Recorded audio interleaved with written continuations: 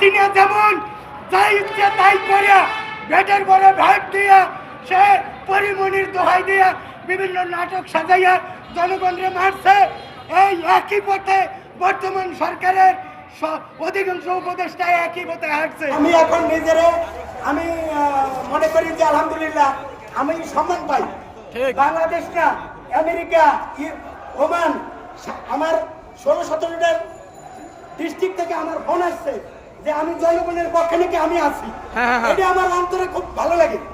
এখন আমি তারেক ভাইয়ের এই উদ্যোগ না, তারেক ভাই আমাকে নতুন করে চেনে না। তারেক ভাই যে লাইনে চলে আমি ওই লাইনে চলি। সুতরাং আমি কাউকে ছাড় দিয়া কথা বলি না। আমি আইনের কথা আইন উপদেষ্টাও অথর্ব উপদেষ্টারাও ছাড় দেয় নাই। আমি বলতেছি এই দেশটায় যারা যারা বর্তমানে উপদেষ্টা আছে এরা এই দেশটায় আবার ওই খুনি হাসিনারা বসাইতে চায়। তো এই উপদেষ্টারা বসানোর দরকার নাই।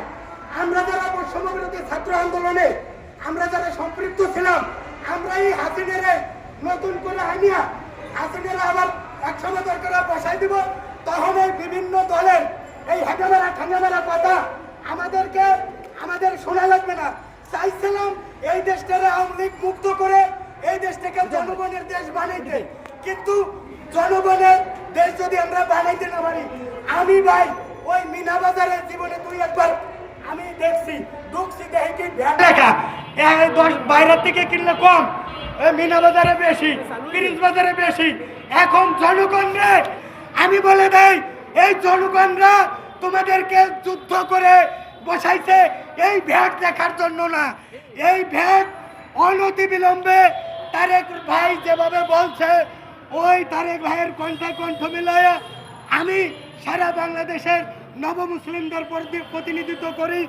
আমি হুঁশিয়ারি উচ্চারণ করে বলতে চাই, ভ্যাটের রাজনীতি তুমি ইনুস, তুমি ভ্যাটের রাজনীতি তুমি যত অর্থনীতিবিদ হও না কেন তুমি এটা বন্ধ করো। জনগণের মাইয়া তোমার উপদেষ্টা প্রধান উপদেষ্টার আমি দেখতে চাই না। তুমি কিন্তু এখনো অনেক সম্মান পাও, তোমাকে সবাই ভালোবাসে, পৃথিবীর অনেক রাষ্ট্র ভালোবাসে। এই সম্মান এই জনগণের উপরে ভ্যাট দিয়া এই সম্মানকে তুমি ধুলায় মিশাই দিও না, এইটা বলছি আমি। আর আমার বলার কিছু নাই। এই ভ্যাটের হাসিনার জনগণ মারার রীতিনীতি বন্ধ করে বর্তমানে বৈষম্য বিরোধী আন্দোলন এবং আমরা যারা জুলাই যোদ্ধা তারা যেভাবে তোমাদেরকে পরামর্শ দেয় তোমরা সেইভাবে রাষ্ট্র চালাও। আমি তোমাদেরকে আজকে এই প্রেস ক্লাবে তুই বললাম না, তুমি বললাম, সম্মান করলাম। ভবিষ্যতে যেন ভ্যাট নিয়ে তোমাদেরকে তুই বলা না লাগে, এই হুঁশিয়ারি উচ্চারণ করে আমি কথা আপাতত শেষ করছি।